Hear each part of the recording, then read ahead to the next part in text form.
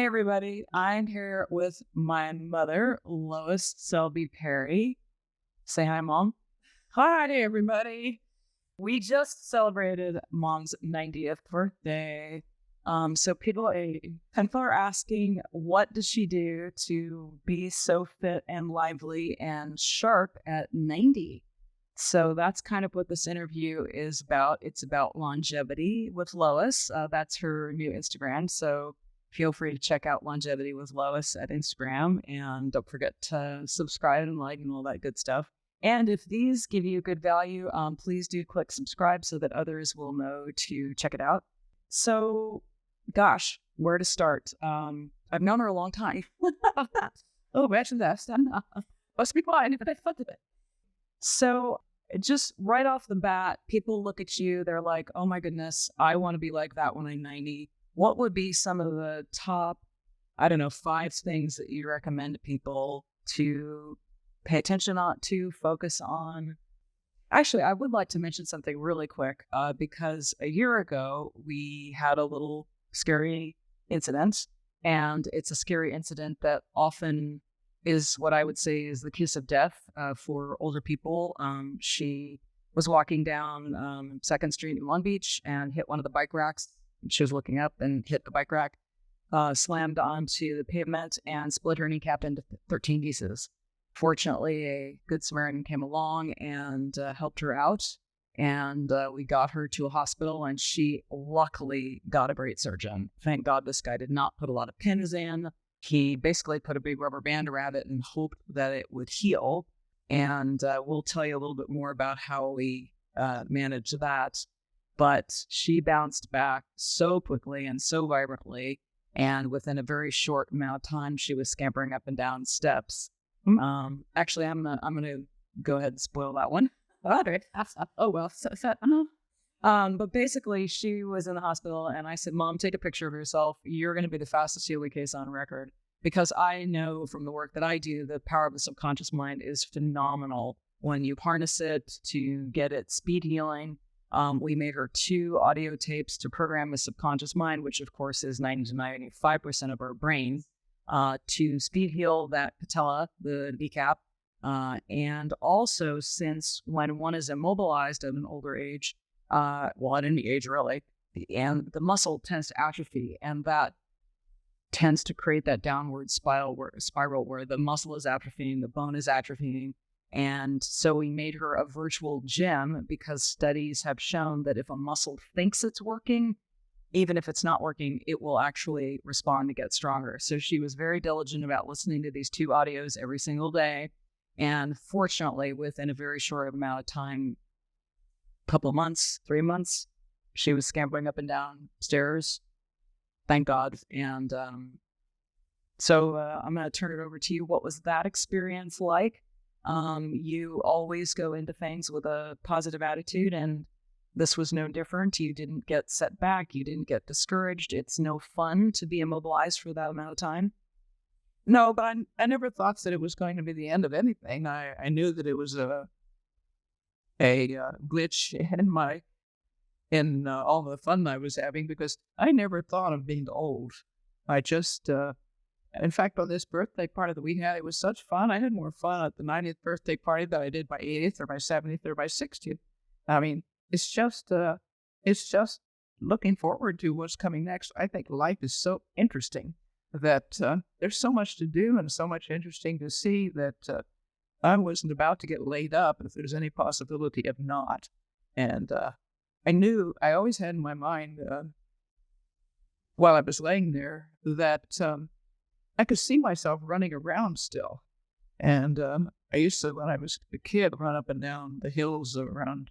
I grew up on a farm, which is pretty fortunate for me because I had all the good stuff available to me.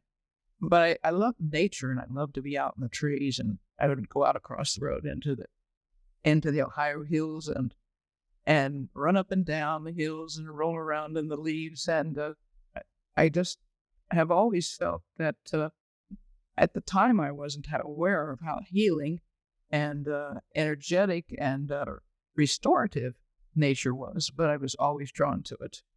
And of course, we had animals, and I was very active.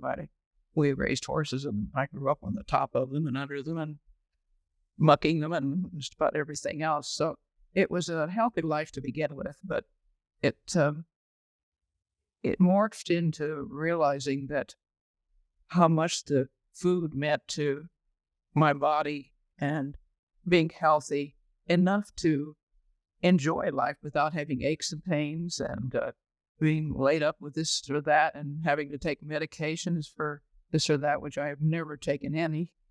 And it left my body willing and able to take care of itself and heal itself and enjoy life, which I do. I enjoy life, and I always look forward. I can't.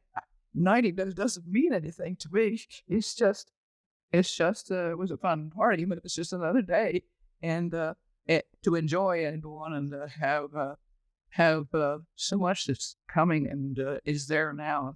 That's a long answer, but I guess The first answer. And yes, if you're asking the question, how many candles did we put on our cake? We put all 90 on. yes, And made sure we had a fire candy. But it was a joy to do that and to have her blow out the candles. She invited everybody at the party to join in the fun, and we have pictures of that. Lots of pictures on the website and the Instagram, and everybody had an absolutely fabulous time. And we had 2 professional musicians there. I live in Nashville, so we're very blessed with fabulous musicians. A lot of my friends are musicians, and one of them wrote a song just for her called The Arabian. My mother won a Lifetime Achievement Award for raising Arabian horses. And that's a whole story as well. I do want to kind of call attention because we take so much for granted today. We kind of complain if we have to wait for 5 minutes for a cup of coffee or Amazon's a day late delivering something. And in 1933, which was the year my mother was born, gosh, I think they still delivered ice for ice boxes. I think they did, yes. I certainly didn't have television and cell phones and all the things that distract us now that we could go out and we had to go out and have our fun outdoors. Yeah. Create it for ourselves. And when she talks about the good stuff on farm, you're talking about clean water, clean food, activity. Activity, yeah. And the beauty, my dad loved beauty, and we not only had Arabian horses, but we had all kinds of animals. Pigs, horses, sheep, and we ate a lot of the produce that was on our animals and big vegetable gardens.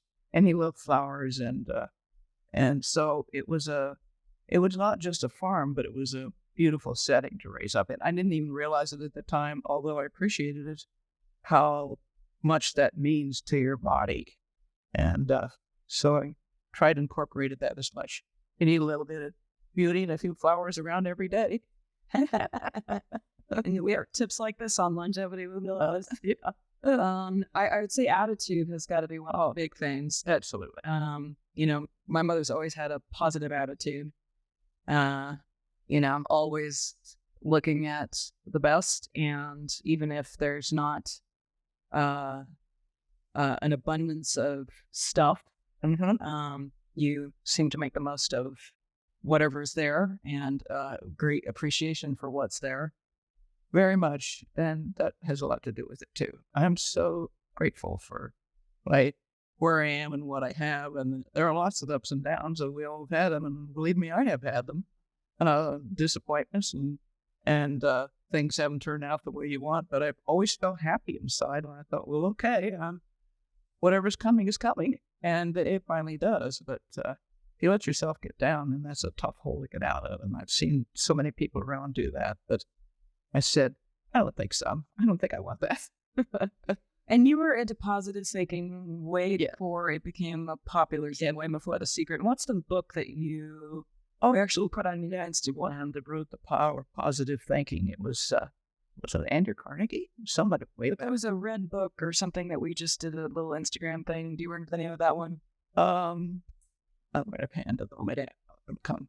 But it was all about the law of attraction and basically thinking and feeling the feeling of whatever it is that you desire, because the feelings are truly magnetic, and the trick is to have those feelings being prominent and paramount. Yes, they have to be not always foremost in your mind, but it has to always be there in your mind, and you feel it and see it, no matter what else you're doing, so that it kind of ruminates and eventually comes from the invisible or the subconscious into the conscious and into whatever's leading you to do. It may not be bang bang, it may not be the thing you're expecting, and a lot of times it isn't, but it's a lot more fun, and it's usually the right thing. So what we do, you mentioned that the accident did interest me in slowing down a little more, because I was never a rush person. I was never, I guess the right word is stressed. I was never stressed and tensed, but after the accident, and it's true, it sure takes a lot out of your body in a short time. But when you have to lay in bed for 3 months, not being able to bend or use your leg. So I learned out of that to slow down, and I can still get the same things done. I can still get to where I want to get, maybe 5 more minutes, but I can still get there, and I'm so glad that I can. So that's the way it's been going ever since. It's getting better and better, back and back all the time. And I kept telling everybody I've always told Winbar that for years. I've always said I'm going to live to 120. So that's so prominent in my mind that 90 is kind of midlife. So that's kind of the way I do feel. I keep saying, no, this is just one step in the road. And then it makes it much more interesting. Very interesting. And we do have a video of Lois, gosh, I want to say 2 months ago, scampering up and down a ladder. Yeah. We had a big flood at the house I'm staying in right now. And because of the water heater, and they had to take the whole downstairs out and close it up and disinfect it and all that. So the only way I was upstairs, the only way I could get into my room was to climb up extension ladder outside. And This is a full-blown ladder. I got to it right now. it's like a fireman's ladder. And hit the first roof and then go with another ladder and get up to my room. So I learned that I could do a lot of things without thinking that I couldn't. And it's been great. It's been great. I almost don't want to use the stairs now. And I want to mention mental acuity. I mean, I still, like, if I'm busy, it's like, Mom, do you have time to research something for me? She's sharp as a tack. And what would you say about the role of curiosity in that? Well, I think it's huge. Even Einstein said that about curiosity was even more important than knowledge, and without curiosity, what are you doing? Just living each life every day the same old way.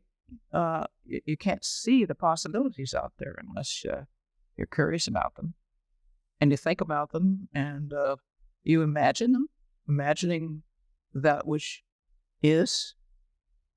And imagination turns into reality if you keep it there and make it and have that emotion to go with it, and that feeling that, yeah, that's good. I love the saying, curiosity beats smart. Yeah. So, a very interesting aspect of your life was that your father was enamored with Arabian horses. Mm-hmm. And he went over to England because there was a woman there that had one of the finest Arabians ever. Mm-hmm. Yeah, Arabian Brady Farms. Yeah, and her story and the story of the woman she got her horse from, Lady Anne Blunt, was fascinating.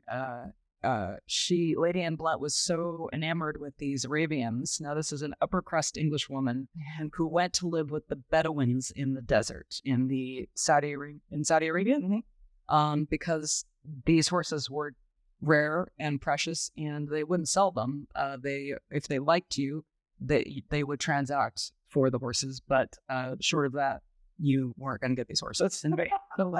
You might get the dust, but you won't get the real horses. Yeah.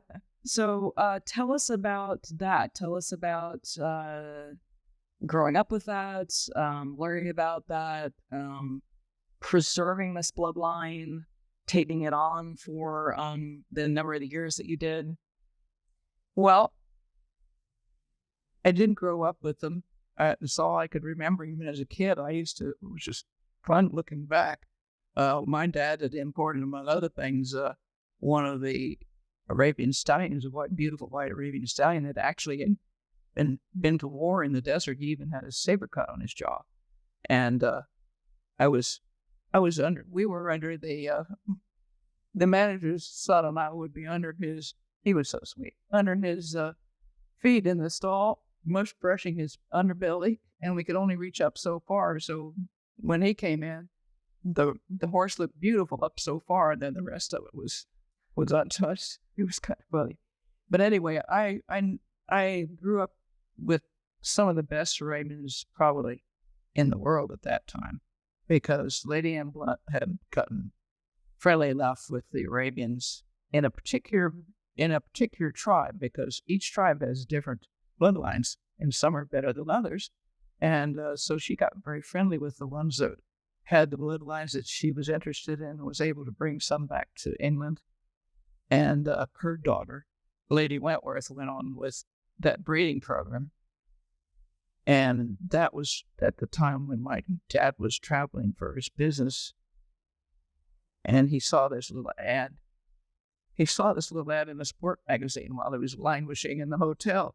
And he thought, gee, I'd like to go. That's fascinating. It said Crabbit Farm by appointment only. So that fascinated him enough that he did go and see her, and saw some of the beautiful horses that she had. But he had to go a number of times because she was pretty much the same way her mother was. You have to get to know her, and she has to like you, and she has to think that you're going to do a good job with the horses that you take. And so after a period of time, she was allowed my dad to get a group of horses and bring to this country, because she thought, since the business was in its infancy then, that he would do an adequate job for them in the United States, which he did. We had people coming because they were rare and beautiful and pure. The bloodlines were so pure that people all over the country came to buy stock there, and he went on for quite some time until I got old enough to want to retire as well. And then I took over, not with the farm, but I took some of the best stock that he had and went on as a second generation breeder, and did that for another 25 years. And so we appreciated enjoying the value of the horses and the quality of them, and it was great fun to be able to preserve that in this country, because it's not easy. You have to be very careful, and you have to cull away and be kind of cruel sometimes in what you keep. But the bloodline got so pure in this one particular stallion, whose name was Raffles. He had been inbred to this bloodline by Lady Wentworth in England, and his blood was so pure that even 7, 8 generations down, people look at it and say, that's a Raffles baby. And if you talk to anybody in the Arabian world, they know Raffles. Mm-hmm, they do. So my mother won a Lifetime Achievement Award for raising Arabians, and when she did, I think you got, 180 letters from all over the world. Wow, it was amazing. So what kind of a quality do you feel like one has to have to get 180 letters from all over the world? Well, if I had to put it in one word to begin with, which is what was stated in so many of the letters, which is kind of rare in the horse world and the horse trading, was honesty. And I never pretended what I had or didn't have. I showed it to them, and I explained what the qualities were, and I couldn't do it any other way. So it's funny sometimes. I had to not speak of things. People would always ask me at horse shows when they say, "Oh, come over and evaluate the horse. I want to see that horse." And then you go and look over and say, "Oh gosh, what am I going to say about this horse?" And so you say, "Oh, she has a beautiful tail," or something like that, because I would not tell them that they had what they didn't have. And that's why so many people get in there, because that's so hard to find, I have to admit. in the horse world. That's great to hear. And boy, just again, the work that I do with the subconscious mind, it's so powerful to be authentic. Yes. Oh, yes. People recognize it immediately, and they have to deal with the hustlers, and they do. They hustle back, but people recognize it when they want what they want. They definitely recognize it. And I think it's Jamie Kern Lima, who's famous all over the world, a wonderful gal, who said there's such relief in just being who you really are. Yeah. And I have to, again, say with the work that I'm doing, people, it's like letting go of a 150-pound backpack when you stop trying to be somebody you're not. Yeah. I've been doing little videos right now, and that was one of them. That why try and be someone else all your life? Because then you never know who you are, and you miss out on the beauty and glory of that existence, which is much more rewarding than anything that you can pretend to be. And yeah, you're right. You're right. I interviewed. He changed his name. He's going by Andrew Daniels now, but he won the Nautilus Award. And in his book, Why You're Still Stuck and How to Get Unstuck, he talks about how, you can be the greatest imitation apple ever, but it's still an imitation apple. It's never, ever going to be a real apple. So you might as well just be what you really are, because you're the only one of those. That's what's interesting. You're the only one, and you're so unique and interesting the way you are. If you don't realize that, that's kind of too bad, because you're much more influential if you're who you are than try to be someone else all the time. Because someone else will come along and be someone else and be better than you are anyway. Yes. So what other? So we talked about nutrition, clean water, clean food. I was very lucky because my father was on the board of the Price Pottinger Foundation, so I'm very lucky to grow up with no white flour and no white sugar in the house, which was back when they thought Twinkies was a vitamin. That's top of the food chain for them.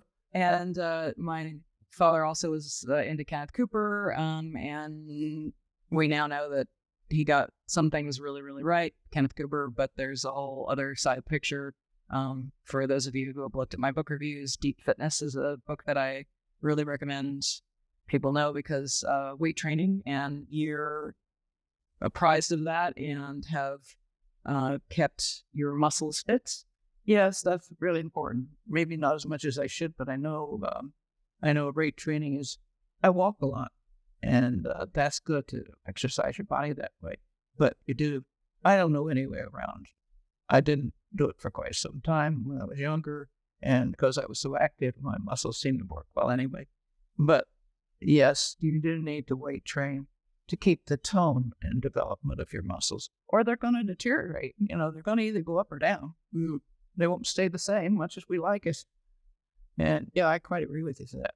So nutrition, weight training, attitude. What are some other tips and tricks for, I would say, playing and being happy? Yeah, they always say you should laugh every day, even if there's nobody around. Just laugh to yourself. And I was amazed how well that works. I mean, I can be tired or get up in the morning or be tired, and all of a sudden I just start laughing over nothing, and gosh, that makes me feel so much better. It's the vibration that you get from it, I guess. So I think they have something called Buddha yoga, laughing Buddha yoga or something like that. And basically, one of my cousins talked about it. He laughed himself out of cancer. She did. So yeah, anything you can do, and being with people to cheer about. Community. Yeah, that's really important. The community, really important. Yeah. If you're around toxic people, yeah, even as a family members, you gotta fix it. Yeah, absolutely. That's what they say. Your family is not your blood relatives. It's the people that care about you, and you care about them and what you're doing. And that's the other word for community. So yeah, that is That's important. Because I've got clients that I work with, and when they upgrade their consciousness, their subconscious, a lot of them find the need to have different friends. Yeah, that's right. A different partner. Yeah. And some of them really have to manage their family because they realize, wow, my family's been bringing me down my whole life, time for boundaries, real serious boundaries. Your limited amounts of time, if any time at all. No, that's right. I gotta go, Mom. Gotta go, Grandma. So positive environment. That's great. Well, Longevity with Lois is the Instagram. The party was amazing, so you can check out all the pictures there. What about creativity? Would you say anything about creativity? Oh, yeah. Words of that. I think it's very important. That makes your life interesting. Not just to be curious, but you can, even if you eat, couldn't draw the side of a barn, I don't think, but I can sit and think about things creatively, and I see little things everywhere that, oh gosh, isn't that interesting? I'd like to use that for something. So if you start allowing yourself to be creative, be surprised how much around you we've never seen, and how much is much more fun to make use of.